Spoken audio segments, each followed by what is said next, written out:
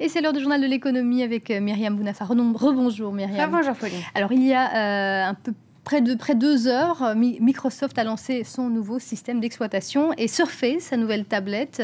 Pas moins de 1,8 milliard de dollars ont été dépensés en marketing pour assurer la promotion de Windows 8 de Surface. On imagine à quel point c'est important. Vous le disiez tout à l'heure, la concurrence est rude, surtout avec Apple à côté. Microsoft sort donc sa nouvelle tablette Surface. Il le sait, son avenir passera par cette technologie. Regardez ces chiffres. L'an dernier, il s'en est vendu des tablettes 60 millions dans le monde. Ce sera le double d'ici la fin de l'année et probablement le triple l'an prochain, alors que la courbe va dans le sens inverse avec les résultats de PC en baisse. 352 millions l'an dernier, 348 en 2012. Dans 2 ans, on estime que les tablettes devraient dépasser les ventes de PC.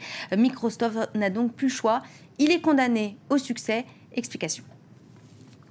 Microsoft se met enfin à l'heure de la tablette avec Windows 8. Le nouveau système d'exploitation fait sa petite révolution.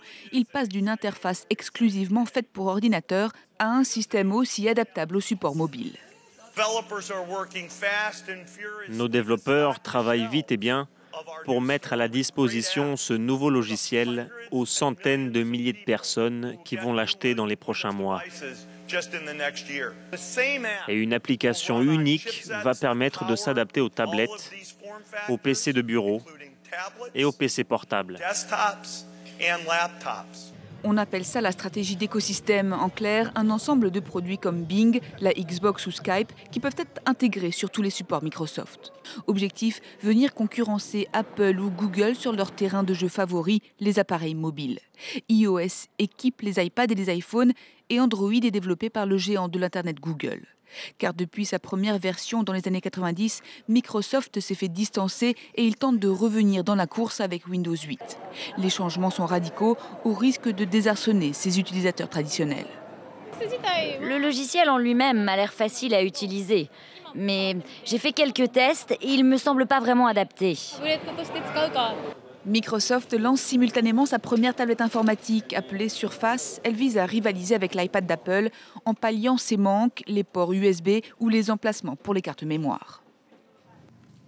Et pendant ce temps, la concurrence publie ses résultats et même si Apple déçoit, Apple affiche tout de même des profits records. Oui, record, comme vous dites, plus 8,2 milliards de dollars de profits ce trimestre. Regardez cette image, c'est 24% de plus qu'à la même période l'année dernière. Le géant coréen Samsung n'a pas de quoi être jaloux, plus 7,4 milliards de recettes ce trimestre. Tout va bien, notamment grâce au succès de ses portables Galaxy. Cela représente un boom de plus 91% par rapport à l'année dernière. En ces temps de crise, on peut imaginer que le groupe fait des jaloux. Et puis à noter également, côté résultats, les mauvais chiffres, là en revanche, du magasin en ligne Amazon. Ouais, la marque qui plonge littéralement dans le rouge et accuse une perte de 274 millions de dollars, plus important que prévu, contre un bénéfice de 63 millions de dollars. Ça, c'était l'année dernière. Et on va jeter à présent un coup d'œil sur les marchés asiatiques. Marché asiatique en baisse, comme tout à l'heure, à mi-séance, inquiet par les mauvais chiffres de la croissance sud-coréenne, seulement 1,6%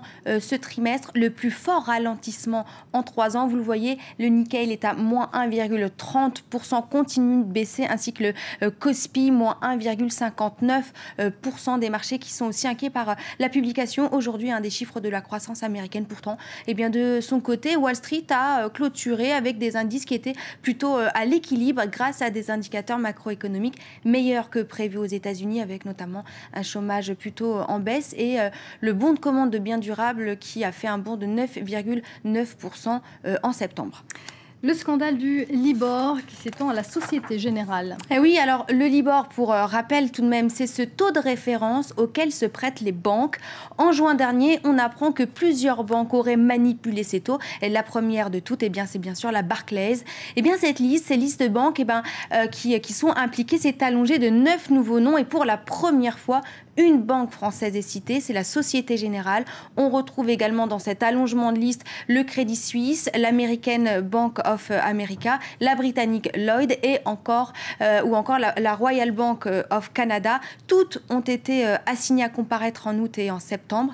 Cela porte à 16 le nombre de banques inquiétées dans ce scandale qui a décapité, on disait, la britannique Barclays. Et on continue à parler des banques. 3 banques françaises dégradées par Standard & Poor's, dont BNP Paribas. Il fait bon temps d'être banquier. Solfea, Cofidis et BNP Paribas qui subissent donc les foudres de l'agence de notation américaine. BNP Paribas qui passe de A à A+. Standard & Poor's qui s'aligne sur la note de l'agence Fitch.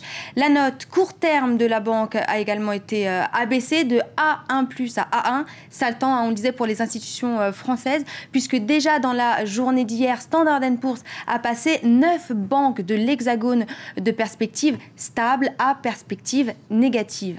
Un mot de PSA, Peugeot, Citroën après la réunion à Bercy entre État, entreprises et syndicats. Et oui, on revient un petit peu sur la journée d'hier. Des syndicats qui ont été déçus, qui estiment bien que PSA, Peugeot Citroën pour être tout à fait exact, n'a donné aucun engagement en matière d'emploi. Une prochaine réunion est prévue en décembre. L'État demande à PSA le reformatage de son plan social, la direction ayant accepté, on l'apprenait hier en fin de journée, à la fin de la matinée, l'ouverture de négociations sur le volet social de ce plan de restructuration. Donc la suite, ce sera aux alentours de Noël.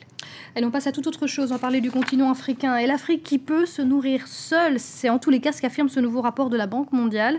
Pour cela, il faut parvenir à une organisation interrégionale. Interrégionale, on sait que c'est pas évident. 19 millions de personnes vivent sous la menace de la faim et de la malnutrition en Afrique. Cette situation peut être évitée. Ça n'est pas une fatalité, explique la Banque mondiale. L'Afrique pourrait même être autosuffisante et même générer 20 milliards de dollars de recettes annuelles. Pour cela, eh bien, les dirigeants des différents pays qui composent le continent doivent arriver à s'entendre. Les explications de Stéphanie Tsilgi. 19 millions de personnes menacées de famine en Afrique de l'Ouest et la situation pourrait se dégrader.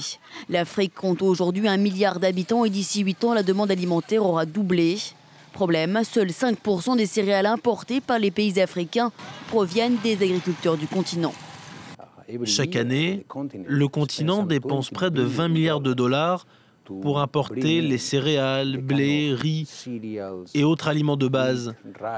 Ces aliments de base dont ont besoin les populations du continent pour se nourrir. Mais selon un rapport de la Banque mondiale, il existerait un moyen efficace pour éviter de futures crises alimentaires, lever les barrières commerciales entre les régions africaines, une solution qui permettrait aux denrées d'être acheminées vers les zones les plus affectées par le manque de nourriture. Souvent, le grand marché le plus proche pour les agriculteurs se trouve de l'autre côté de la frontière.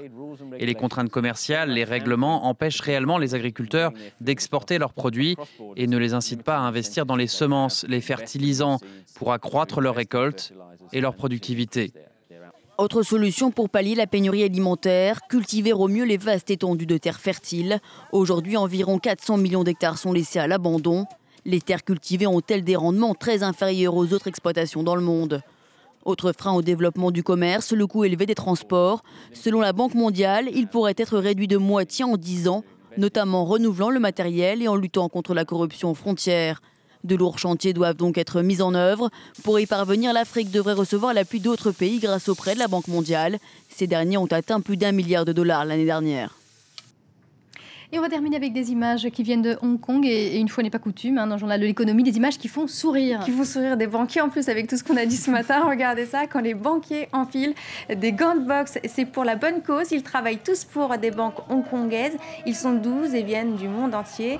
Eh bien, le grand combat sera le 29 octobre. Là, c'est des images de l'entraînement. La chose est prise très, très au sérieux puisque les bénéfices seront versés à une œuvre de charité qui s'occupe de l'enfance. Ça doit permettre de se défouler. Merci beaucoup Myriam. Merci Pauline. C'est la fin de ce journal de l'économie, mais restez avec nous dans un instant. Paris Direct continue avec Vincent Roux pour un nouveau journal.